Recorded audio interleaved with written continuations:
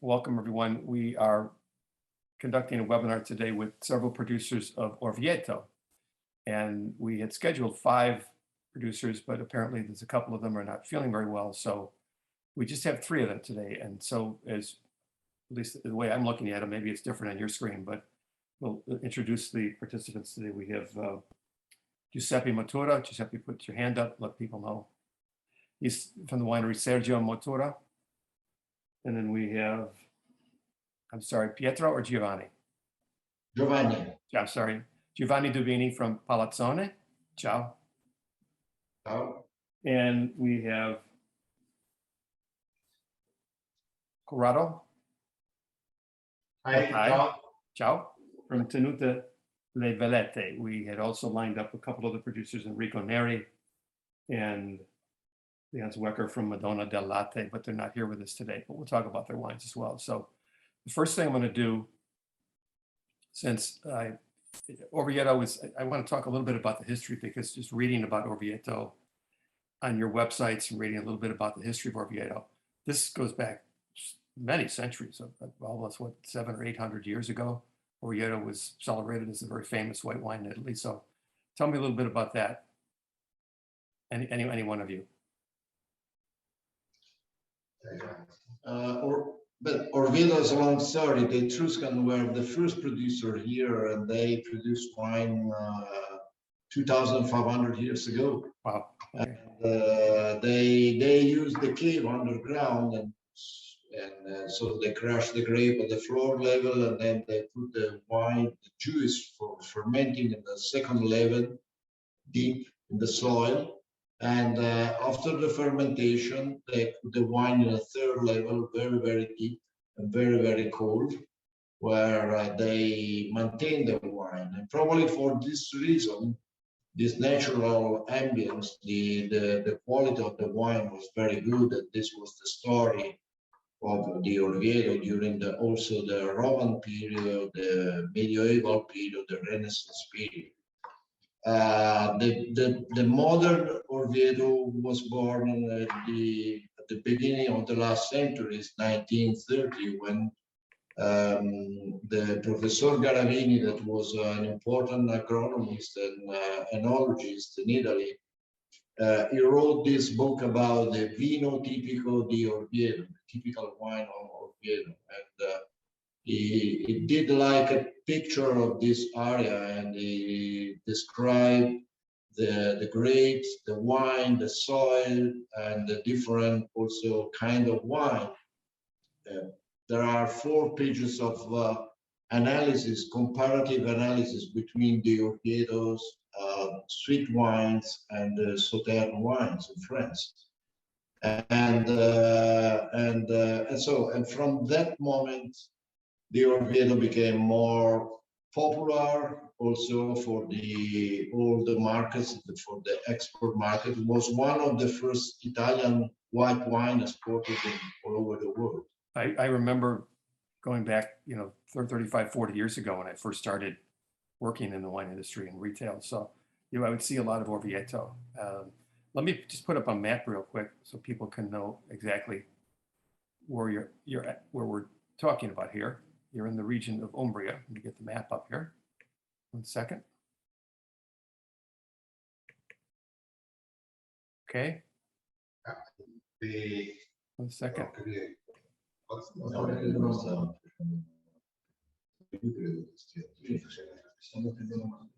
Okay, so I think I have it up here, the map of Orvieto. So tell us where your wineries are located here in this map.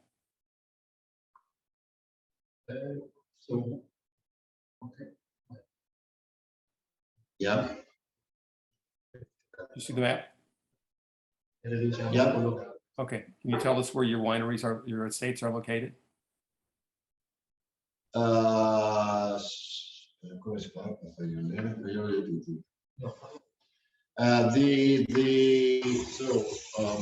Orvieto has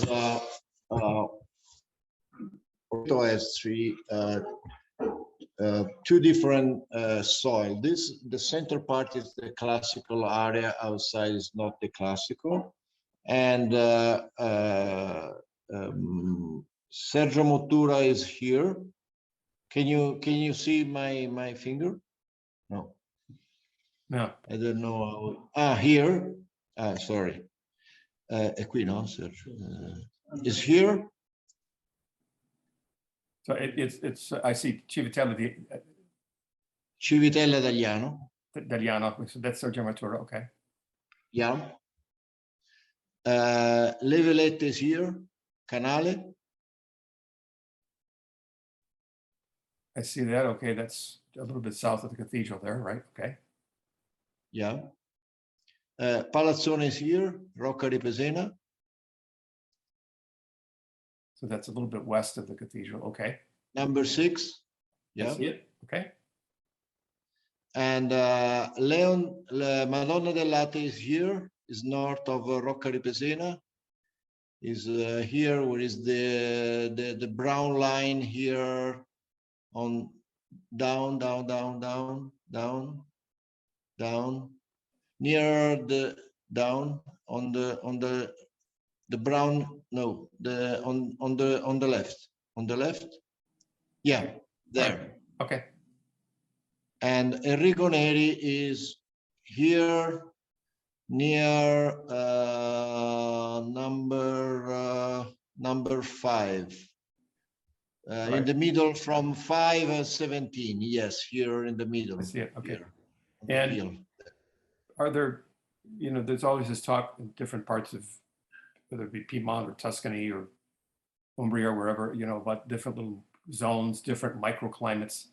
Is the weather fairly consistent in the production zone, or are there different little microzones within Orvieto? So the area is different, especially in the geological origin, because all the this part of the land, and so all the origin of the land was sedimentary soil.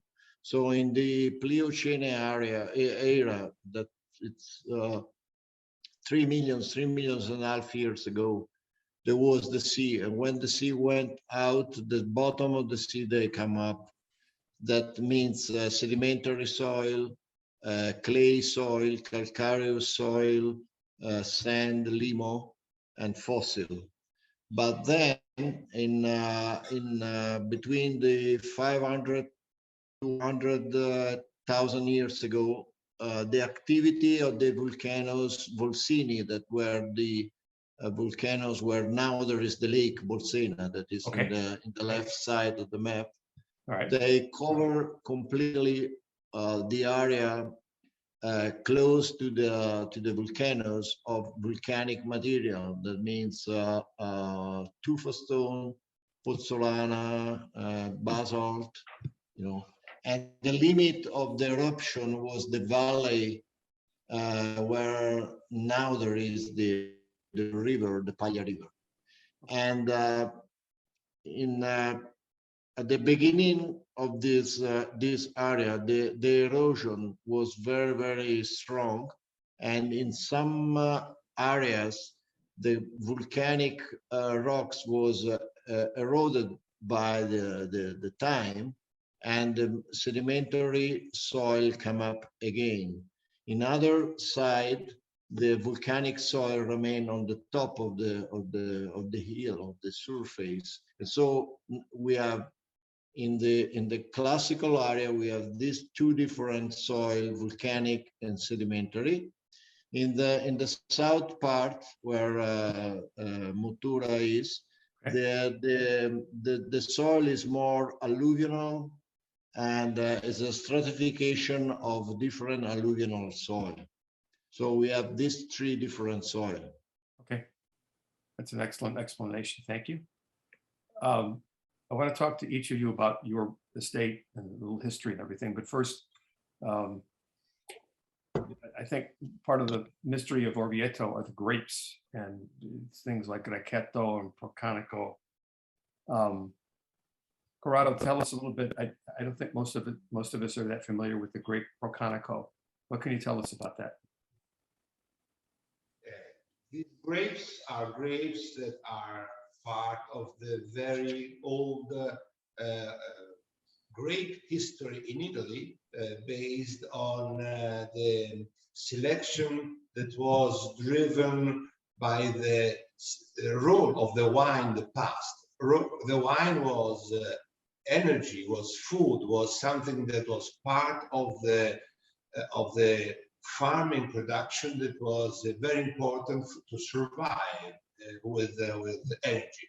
So grapes were very strongly related with their natural capacity to produce safely quality and healthy grapes. So Trebbiano was the king in this role, because Trebbiano was productive. Is this Trebbiano Toscano, or is it a different type of Trebbiano? Trebbiano, you know, we are close to Toscana, so it's a Procanico. It's a Procanico variety of the Okay. that is called Procanico. Okay. It belongs to the family of the Trebbiano, but it's not so productive, because if the grapes are too productive, the quality and the healthiness of the grapes is very more dangerous. So the Trebbiano was the responsible of the quality of quantity high productive vines. Grechetto was a very special variety in Umbria that was not spread out in the other central Italy areas. And also the Malvasia, that is one of the old varieties that was coming from the south, was coming from Greece. And these varieties have settled down here and have produced the combination for a wine that was easy to be drunk, easy to be produced, healthy, and also available. People were drinking a lot because they need a lot of that. And this has been obviously changed in the centuries, because now we are not drinking to survive, but we are drinking for pleasure. We are drinking to get impressions from the wines. Right. But we still we continue to look for impressions in these varieties, in this healthy, clear, and very balanced, full of balance varieties. This is the path that the wine and the varieties have been followed in the centuries, and also the quantity, the percentage of the varieties has a little bit changed, because Trebbiano is now less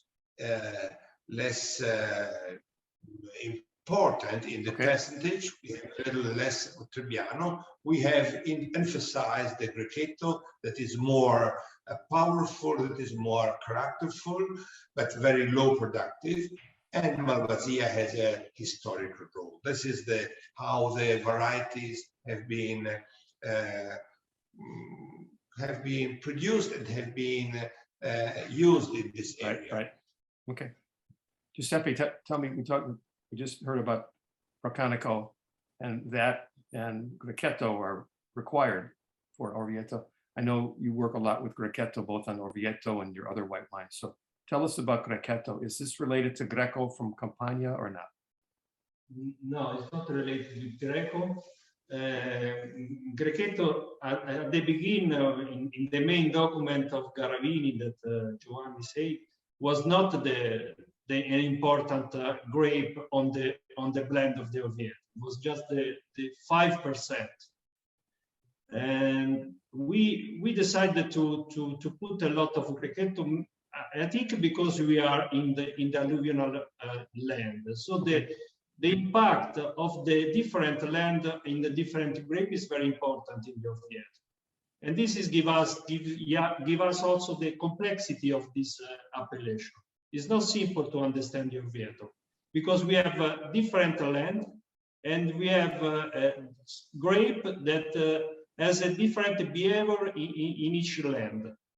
So for us, producer, in our experience, in our story of producer of this grape, we decided to use more or less than one grape because of the land we live. And this is an important fact for me. And for example, I think that Grechetto in the alluvial land is a grape that has a good result. A different, for example, for Procanico, has more result in a sedimentary land with a lot of clay. And so for this, we use more Grechetto than other producers. Okay. Not because we are fan of Grechetto, but think at the first, because in our land, the Grechetto was a grape that gave us a better result of Okay. Okay. response of the olive. And Giovanni, I also see, I can't see in your wines, but I also see the grape Verdello and Drupeggio. Are these important grapes at all? Verdello was the beginning was one of the popular grape in the Orvieto. Drupeggio was like a Grechetto or other grapes like Montonico, for example, that now has completely disappeared in this area. Verdello is a kind of grape that is quite similar to the Verdicchio. It's the green and acid part of the blend in Orvieto. And so what I think that the idea of our group of producers is to maintain our identity, but is an identity more towards the soil, the earth, and we want to use the different varieties, also different percentual that normally we use, but the local varieties to show the differences of the soil. So like Giuseppe said, first, probably the Grechetto in the alluvial soil, it's a different Grechetto compared with my clay soil. Right. And so the idea is that to have our idea about the wines and to show the different option that this piece of land can do the different wine, and the different varieties they are the supporter of this difference in the soil. Okay. A little bit more about the climate. Is there much rainfall, in the Orvieto area? But the rainfall in Orvieto, I think, is around 800, 700, 800 millimeters of water each year. Okay. So then depending, so we have, for example, this year was a very, very dry summer, and so we had not a lot of rain from June to September. Depending, some areas there were some rain, but some areas there was no rain, and also it was quite a hot summer also this year. But the normal is, I think the average in the summer, the temperature is around 25 Celsius degree. Okay. Let's start to talk about the wines. Corrado, let's start with yours. Your wine is called, the Classico Superiore is called Lunato. See? Yes, it is. We have this is a wine bottle here. You can see it. Yeah. So yes. Tell us, and I think of Lunato, I think of the word Luna or moon. With the moon, yes, it's related with moon. Yes. The wine is the Orvieto Classico Superiore is a description of the Orvieto Classico that was introduced in the early 90s because at the beginning the DOC was Orvieto Classico, that's it. Okay. So this Superiore specific description has been given to the wines that were coming from grapes that were less produced in less quantities on the vineyards, Okay. with a little bit higher alcohol level. Then each of us was called to explain this difference on his philosophy, on his style.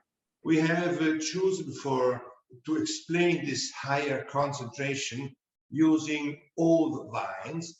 Runato is a wine that is produced with grapes that arrive from vineyards that are 80 or more years old. Oh, really? Wow. So that the concentration and the thickness of the skin is a little bit higher. Okay. And what we look for this wine is a higher ripeness in the taste, a higher sweetness in the flavors, right, and in the fruit, and a longer finish in the wine, because the extract of the wine is higher than in the basic Orvieto Classico that has a higher production of grapes. So this wine is a more sunny wine, is a more warm wine, and a wine that is a little bit different from the taste that normally the Orvieto Classico is connected with. So a very refreshing, very easy drinkable wine. This is a wine that is better for food, to be on the table, on the glass, and to stay for a longer time with the food. It has a very good range of combinations because of his body, but without losing his balance. Orvieto is an area with high healthiness in the grapes, high ripeness in the grape at the moment of the harvest, and so the wines are generally very balanced, very comfortable in the taste. They are not wines you have to understand or to fight with. You don't have to think about them, right?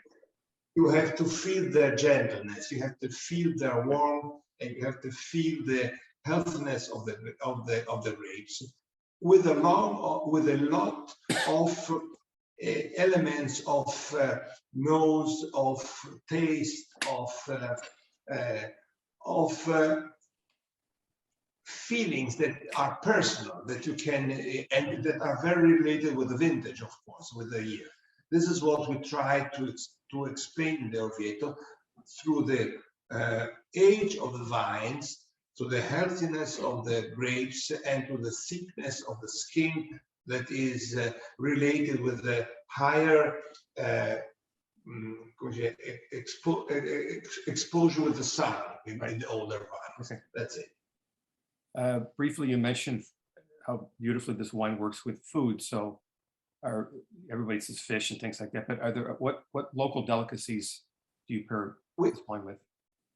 This wine is a wine for food, not for not for appetizer, but for food. Right. It can be obviously like pasta, like a fish, like a white meat, also. It's a wine that has a long finish, and if you taste the wine also after a red wine tasting, and you go back to the Orvieto Classico Superiore, you can find again the power and the personality of the wine. So this means that you have a lot of opportunities, especially with the herbs that can be on the food, or with the cooking system that can be more aggressive sometimes. Okay. That is something that is very well available, able to combine with this wine, all this food that is a little more powerful than very light and summer food that normally white wines Right. are expected to combine with. I'm glad to hear you say that, because I think the image sometimes of Orvieto with consumers is that it's a very simple white wine, but it's not. It really has.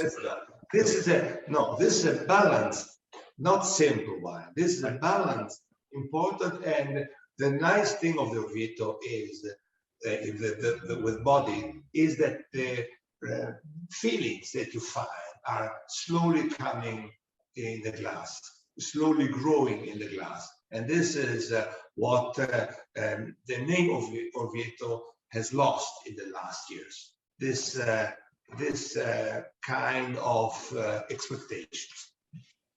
Thank you. Giuseppe, let's talk a little bit about, you tell us about the Sergio Mottura estate, about Sergio himself, about your Orvieto. Yes. Okay. Sergio is my father. I'm the third generation. Okay. We are a family from Piedmont, moved in central Italy in 1933. Oh, you're originally from Piemonte. Okay. Yeah, from Piedmont. And so you know that all the story of the central Italy is a story of sharecropping system in the agriculture until the 60s. So the sharecropping system finished in Italy by law in 1964, and a lot of family in the north they bought a estate in the center of Italy, but they just started to make wine, to make a business in this period after 60s, and the story of my family is the same. So my father arrived in Civitella d'Agliano, in the area of Orvieto, in this period. And the first wine was... Let me stop here for 1 second. Just a minor thing here, but the bottle of Madonna del Latte there is kind of blocking your face. The bottle right in front of you. If you could just move that. Perfect. Okay. Okay. Prego. Okay. And we work a lot with Orvieto DOC, with all the grape. And at a certain moment, we decided that the two main grape and the only grape we wanted to work was Procanico and Grechetto. And so our Orvieto is a blend of 50% of Grechetto and 50% of Procanico. Just stainless steel. All the wine we tasted together today are vinified in stainless steel. Thank you for. Okay. And another interesting thing is that we are producer, we are grower, we have the property of our vineyard. We have our idea is that Orvieto has to be only with indigenous grape. So we talk only with we produce only wine with Grechetto, Procanico, Verdello, and Pesce Malvasia. We don't use international grape. And you know that in the legislation now in the Orvieto DOC, you can use at the moment 40% of all the grape authorized in umbrella. So the possibility to make Orvieto is without a finish. So you could include Chardonnay if you wanted to, right? Chardonnay, Viognier, Sauvignon. Really? Okay. But what's what would be the point of that? You would lose the identity, right? Yes, right. Is this? So we don't want to lose the identity of our Orvieto. So for this, we think that the way to keep this identity is to use only indigenous grape. And for this, we use Procanico and Grechetto, so the two main varieties. Okay. The name Tragugnano of the wine is a name of a vineyard.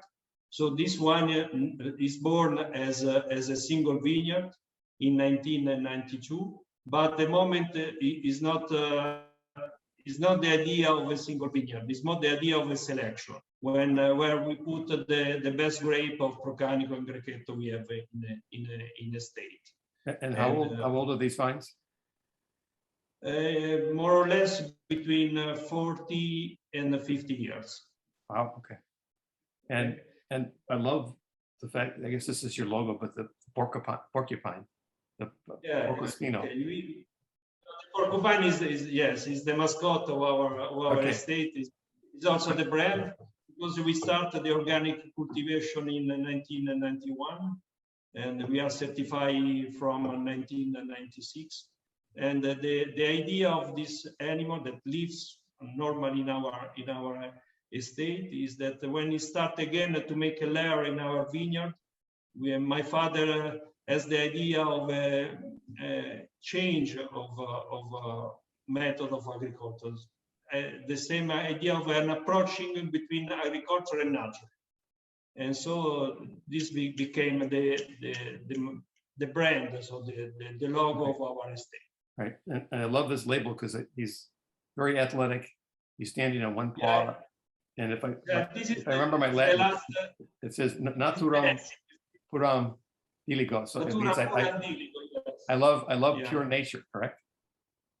I love pure nature. I love yes, the organic cultivation. Giovanni, tell us about Palazzone, and I know you're one of the most famous estates. There's your label there. This is the Yeah. I know you make several different examples of Orvieto. So tell us about this particular wine. And first, tell us about the history of the estate. Yeah, the history of the estate was born around 50 years ago when my father bought this estate, this land, because there was nothing, there was no vineyards. Also, my family came from the north of Italy, but we lived for many years in Rome because my father worked in Rome. And he decided to buy the land, he decided to plant the vineyards at the beginning just to sell grapes, not to make wine. Then when I finished the school and then I came to live here in Orvieto, we decided to try to make some wine for us, for the friends. And we decided to build a small winery, but in a professional way, only some 1,000 bottles, but made in like not like the contadini style, but like the modern style. Okay. And so after this experience, we decided to build the new winery to stop to sell grapes, and we start to make the wine from our vineyards. All the vineyards are on the same hill. We are 3 kilometers north of Orvieto in this part that is called Rocca di Pesena. The most part of the soil is calcareous, it's sedimentary, but the upper part is a little bit more volcanic. So we try to separate the different varieties and the different vineyards, and we make 3 different selections of Orvieto. Terra Vignata is a selection of all the different vineyards, and normally the blend is Procanico and Grechetto, and then we add also some Verdello and Malvasia, and it's stainless steel fermented. And so what I think that the character of this wine, that like Corrado said before, is a wine. The Orvieto is a wine easy to drink, and is a wine that you can have from the beginning of the meal to the end of the meal. Also, because there are also different. Also with the wine. And I think that the character of the Orvieto is a wine that has a little bit also body, long finish, and so forth. This is a wine also that you can match also with the pasta or white meat. So I always say that the fish live 150 kilometers far from here, and locally the people, they don't know what mean fish. So they know the codfish, but they know the pork, the rabbit, the chicken, and normally the tradition is for the white wine. So what we want to do is to put this piece of land into the bottle, and this is our idea about the Orvieto Classic. Okay. Now, Corrado and Giuseppe, I tasted your wines recently. Giovanni, I'll taste that yours very, very soon.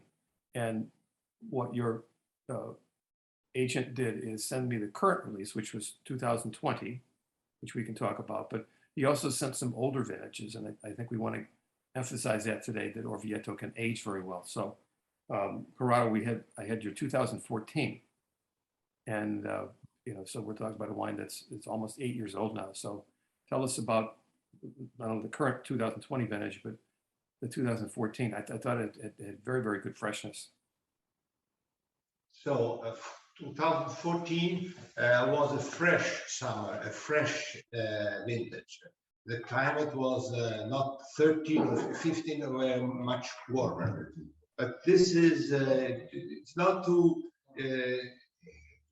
explain how the wine should be older. It's just to explain that the wine has the power to become more complex, more rich with the feelings, because it has the body to hold this evolution. Obviously, it's a different way to drink wine, because the wine has he has the right to be different. He has the right to become more developed, to become more full of surprises. But this is also the richness of the Orvieto. Orvieto has a summer that is warm, that is dry, basically, that is healthy, and also if the years are fresher, like 14, it has a richness that is just the expression of this area. And 14 was a fresher year, and the acidity was a little bit higher in this year. But this has been also the capital and the richness that has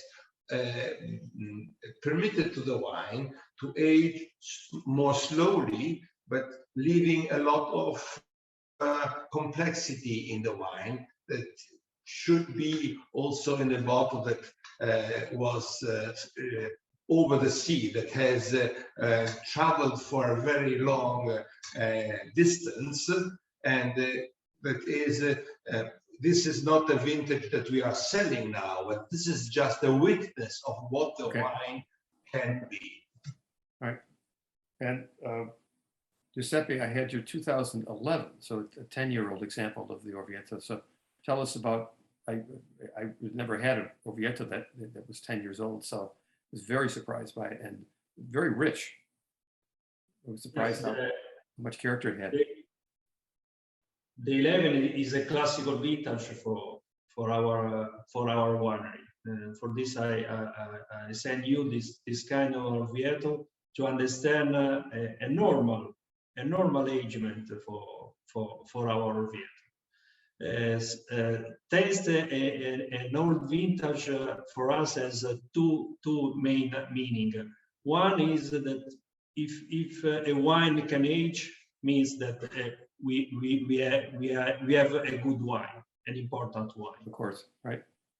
And we want to communicate that Orvieto is one of the most important Italian white wine, even in this moment. In this moment, there are producers as us that can put on the market an important Orvieto. And the other thing that if we want to understand a wine, we have to wait some year in the bottle. So the agement is important to understand better the wine, to know better the wine. And so for us, it's important that journalists as you, but the people normally, when they come in our estate, they can taste our old vintage, they can understand better the richness, the identity of the Orvieto wine. Okay.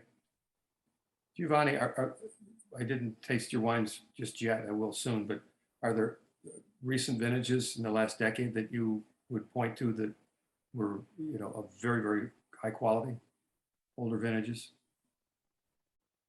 Yeah, I think that So I think that the last vintages, normally we have good vintages. So from I think 2018 to 2021, I think that there are good difference. The average were very good in the quality. 2021 was poor in quantity, but I think that the quality is very good.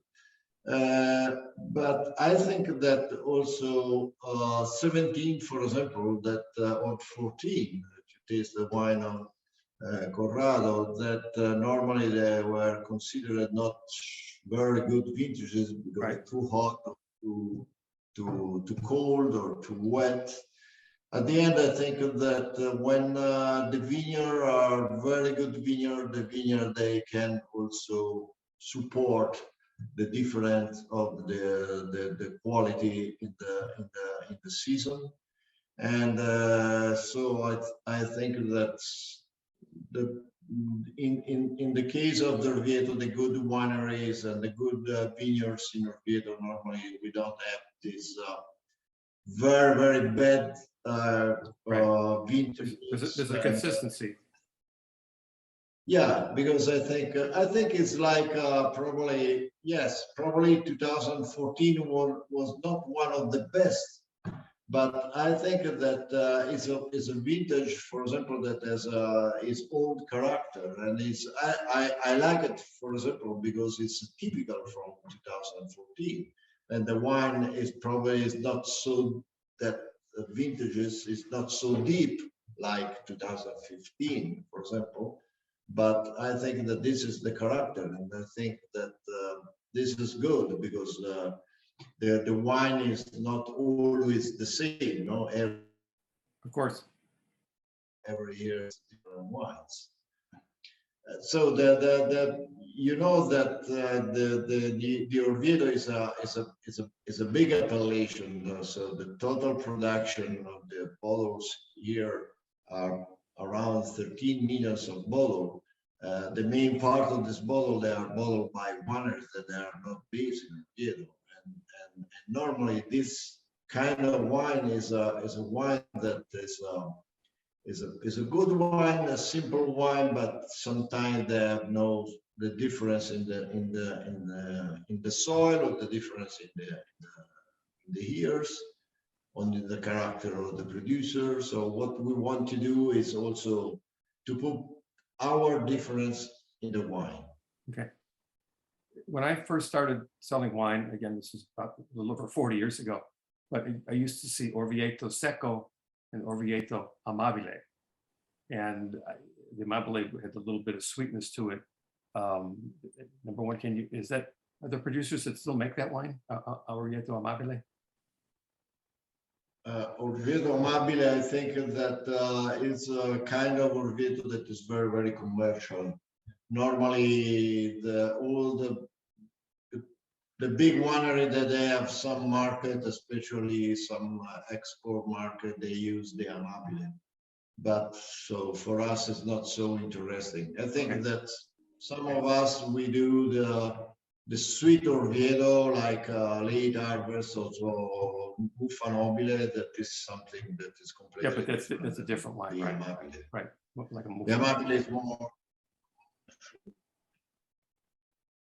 And speaking about export, what are the statistics for your wineries as far as how much of your production do you export in terms of Orvieto?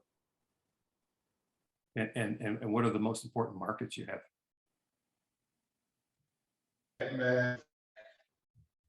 Yes, as we have about 15% of our bottles that are sold in the export. Okay. Because we have a long story, not a big organization, of course, in the export, but we are slowly in small quantities, but in 15% of our wines are sold in Europe, the States, and in Japan. That's it. Yeah, I was going to ask about Japan. I would think this would be a very successful wine in Japan. And on that note, you mentioned before how this was really one of the first white wines from Italy to be introduced in America back, 30, 40 years ago, almost 50 years ago now. But there's been so many changes over the decades. And of course, we have things like Pinot Grigio that have become so commonplace on so many retail stores and markets and even certain restaurants. So, and then you have certain wines from other regions that are very expensive and, trying to compete with some of the best French wines. So, well, Orvieto seems to have been sort of forgotten a little bit in America. Quality is still there, but I don't think too many people, kind of go out of their way to look for an Orvieto. So how do you, any one of you can answer this, or all of you can answer this, what needs to be done to sort of boost the image of Orvieto and improve sales, improve recognition? It's a long story. The Orvieto wine was a wine that was known because of his name, because of his concept of quality. This big name has been used in a very commercial direction in the 70s, when the export started to be huge from Italy. And this has been done losing the personality of the wine. The wine of Orvieto was a glass of wine, not of Orvieto. And now what we want is to give a wine of story, a wine of history, a wine of person, a wine of that has a soul. And this can be the way to make the wine more interesting, more chosen, not just because I need a glass of a white wine, but because I want to drink the story of one producer that can be on this soil, on that soil, of one vintage. And this is what can be the way to make, for small producers, the advantage, the advantage in the reason why I should buy this glass, this bottle of wine. And this can be the way. That is a way that is quite difficult to make as the only way, because now the interest in this name is in the hands of big companies that they just think in terms of statistics. They don't think bottles, in terms of personality. We want to present and to emphasize the personality of the wine that makes the interest of each single glass, of each single bottle. Right. Giovanni or Giuseppe, do you want to add anything to that?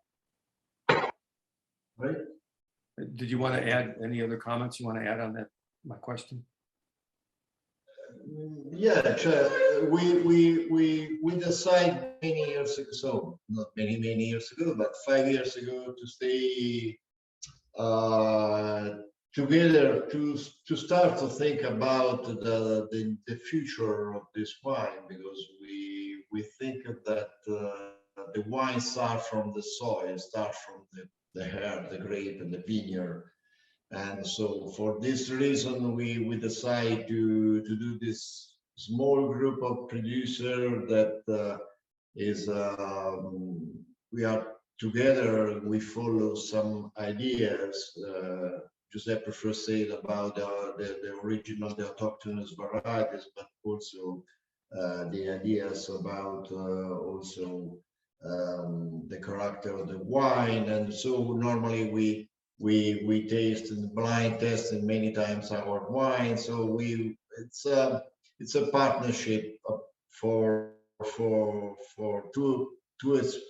explore for us the Orvieto, and to show because we think that if the wine is made in this area from 2000 years ago, there is a reason. It's not It's not a trendy wine, right? Yeah. And for this, we want to try and to explain this, and also for also with the other producer of this group, with Leon and with Rico, we want to try to show this, and we hope that in the future also other producers they continue this trip. Okay, thank you. Quality. Giuseppe, any final words from you? Yeah, about your question, why the Orvieto is in this situation today, and so it's the same consideration of us. In a certain moment, we started to make the same question: why we are in this condition now, with a very good wine, but a market that don't understand the quality of our wine. And maybe the problem in Italy is a big fight that we live every day between the bottler, the people that are just bottling the wine, a big producer, big winery from many parts of Italy, and the little grower as us. This fight as a point of meeting in the consortium. You know that the consortium is the institution that has the power to control the brand, and sometimes the representative on the consortium is made by the big producer, the big winery. Yes, I've noticed that elsewhere in Italy. Yes. Okay, and their strategy is completely different than our strategy, because we wanted to build the brand of a wine in their quality, in their story, in the experience of the grower. And the big bottling, they don't have the same strategy of us. And so for this, at a certain moment, we decided to make our road different, to communicate the wine, the Orvieto wine. Okay, excellent. That's all I have. I appreciate this. Was a great conversation, discussion. I appreciate it. So, Corrado, Giovanni, Giuseppe. May I tell you one thing? Just one thing. Go ahead. This paper here, yes, is dated 1859. 1859. When no DOC existed, and I will find a way to send you this paper. Okay. That basically, as a part of this paper is consideration. The name of Orvieto is so strong of the Orvieto wine that even taxes that were introduced for this wine are worth to be paid to use this name. So this was the consideration that 150 years ago, or 180 years ago, the Orvieto had. Just not given by an enologist or by this was a taxman. So because the Orvieto had a personality, had a name, had a fashion, it was well known for his quality. Very difficult to tell this concept in different centuries, but this was already so. And we want to explain that this is the reason why we have to go on in telling the story and the opportunities of pleasure that this wine can give. That is not always the same feeling, but a lot of feelings, a lot of sensations that you can enjoy drinking in the glass. Great. That's it. That's what we want to, and this takes a lot of time. This takes a lot of meetings. This takes a lot of tastings. This takes a lot of people sitting around this table, or so everywhere in our wineries to have this feeling and to bring back this feeling home to meet the bottle of wine at their home. Great. That was a great story. It's a nice way to finish. And Corrado, I especially appreciate your passion. Thank you. I think people love that. There's so many wines from all over the world, not just Italy. But so I think when the passion comes out, I think that it gets people's interest and wants them to try it. It's not difficult to get passion because we have such a long story behind us. That's true. We just have to pick the contents from there and share this contents. That's what we have to do. Great. Okay. Well, Corrado and Giovanni and Giuseppe, thank you very much. Grazie per questa opportunità, and io spero visitare la tua azienda molto presto. Buone feste. Grazie. Thank you again. Altrettanto. Buon lavoro. See you in Orvieto. Ok, perfetto. Ciao ciao. Bye-bye.